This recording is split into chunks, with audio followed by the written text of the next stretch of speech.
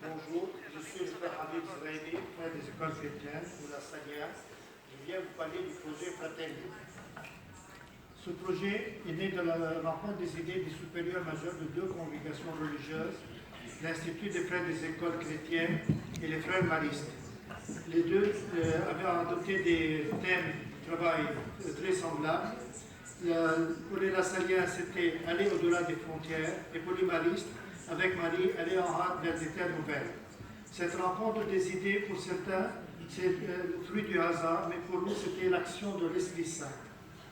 Ces deux thèmes, qui sont très proches, nous disaient qu'il faut sortir de notre monde scolaire habituel pour aller vers les plus vulnérables qui ne viennent pas chez nous, qui ne peuvent pas venir chez nous à cause de leur situation de fragilité. Cela se passait en 2015. En 2015, on parlait beaucoup de la guerre en Syrie et en Irak, de Daesh, de l'État islamique, des millions de réfugiés un peu partout dans le monde et des tas de destructions, surtout dans les âmes des enfants. La première implantation de ce projet fut au Liban. Pourquoi au Liban? Parce que les deux congrégations avaient une présence plus que centenaire dans ce pays, le Liban. Pour avoir une idée du Liban en 2015, le Liban en 2015 c'était 4 millions de Libanais, avec 1,5 million de réfugiés syriens, 150 000 réfugiés irakiens et 500 000 réfugiés palestiniens, réfugiés depuis 1948. Si pour les Palestiniens, l'UNRWA des Nations Unies avait déjà créé son système scolaire pour scolariser les Palestiniens, pour les Syriens et les Irakiens, c'était très difficile. Les statistiques disent qu'il y a 450 000 enfants syriens, dont seulement 250 000 sont scolarisés. Le système scolaire libanais ne pouvait pas englober 450 000 enfants d'un coup. Le gouvernement libanais, le ministère de l'Éducation, a fait dans les écoles publiques deux systèmes. Le matin, c'est pour les Libanais, l'après-midi pour les Syriens, avec un programme spécial. C'est pour répondre aux besoins éducatifs de ces réfugiés que naît le projet Fratelli. Le projet Fratelli, c'est quoi? Le projet Fratelli, c'est d'abord une communauté mixte dans tous les sens du terme. Il y a deux frères lassaliens, un Mexicain et un Tchadien, deux frères religieux, donc maristes espagnols, et des volontaires qui viennent d'un peu partout dans le monde, garçons et filles, qui viennent d'Allemagne, de France, d'Espagne, du Mexique, de Bolivie, du Brésil et même des Philippines. Et ils vivent tous ensemble dans la même communauté.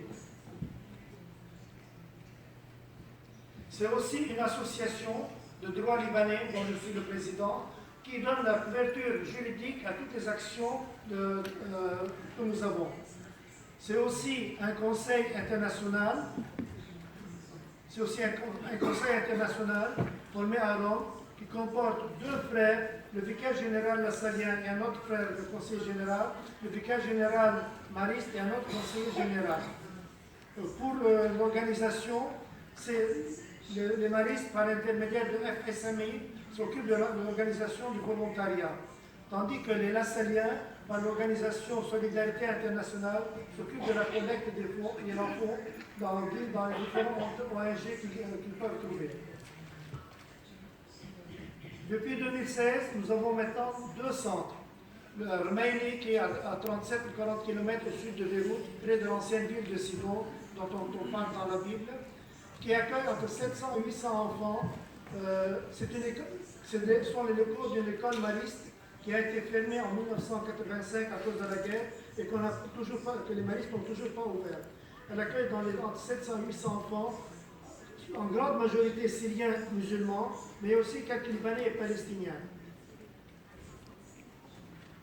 Un autre centre, c'est à Bouch Hamoud, dans la banlieue est de Beyrouth, dans les locaux de la Société Saint-Vincent de Paul et de l'école Saint-Vincent de Paul, ce sont les mêmes locaux, le même bâtiment. L'école est dirigée par les Lassaliens. Ils accueillent entre 100 et 200 enfants irakiens, en majorité chrétiens, mais aussi quelques Syriens et quelques Libanais. Avant de vous parler des activités que nous avons, je voudrais quand même dire qu'au début, il nous a fallu beaucoup de résistance, même en nous, même en moi, pour les Libanais, surtout envers les Syriens. Il ne faut pas oublier que l'armée syrienne est restée présente au Liban de 1975 à 2005. 30 ans d'occupation avec tout ce que cela amène. Pas une famille au Liban qui n'ait souffert de cette présence syrienne pendant 30 ans, soit des morts, des enlèvements, des destructions, des personnes disparues jusqu'à maintenant, on ne sait pas où est-ce qu'elles sont, la mainmise sur les richesses du pays et sur sa politique. N'accuse-t-on d'ailleurs pas jusqu'à maintenant le régime syrien d'avoir assassiné l'ancien Premier ministre très populaire, M. Hariri. Mais notre réaction, donc la première réaction pour nous, c'était tant mieux pour eux. Ils nous ont fait souffrir, ils souffrent en même temps.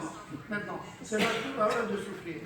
Mais après réflexion, en tant que chrétiens, nous ne pouvions pas faire ça, continuer comme ça. Ces enfants sont aussi les victimes, peut-être du même régime ou de ses opposants. Ce sont des victimes de la guerre, comme nous avons été victimes de la guerre. Et c'est ce que nous essayons de transmettre dans toutes les écoles, la Salienne et Mariste, pour venir en aide. Quant aux activités que nous avons, BLN, Basic Nutrition Numeracy, c'est pour les enfants, pour les ce sont d'alphabétisation, pour les enfants de moins de 14 ans et pour les jeunes de plus de 14 ans. C'est un programme qui nous est confié par le ministère de l'Éducation nationale. ALP, Accelerate le Learning Programme, pour les enfants qui étaient à l'école mais qui ont quitté pendant plusieurs années. On les remet au niveau de leur âge pour pouvoir réintégrer des classes correspondantes à leur âge. Il y a le soutien scolaire aux devoirs et aux leçons pour les enfants déjà scolarisés, donc mais qui, dans les abris où ils sont, dans les temps où ils vivent, n'ont pas le lieu adéquat pour faire leurs leçons. Il y a aussi l'anglais et l'informatique. On leur donne des cours d'anglais et d'informatique. Il y a des clubs de jeux, des sports pour les temps libres, les samedis, les temps libres. Il y a des points de rencontre pour les jeunes garçons à part, pour les jeunes filles à part, où ils discutent entre eux, les garçons et les filles. Ils peuvent faire des activités entre eux.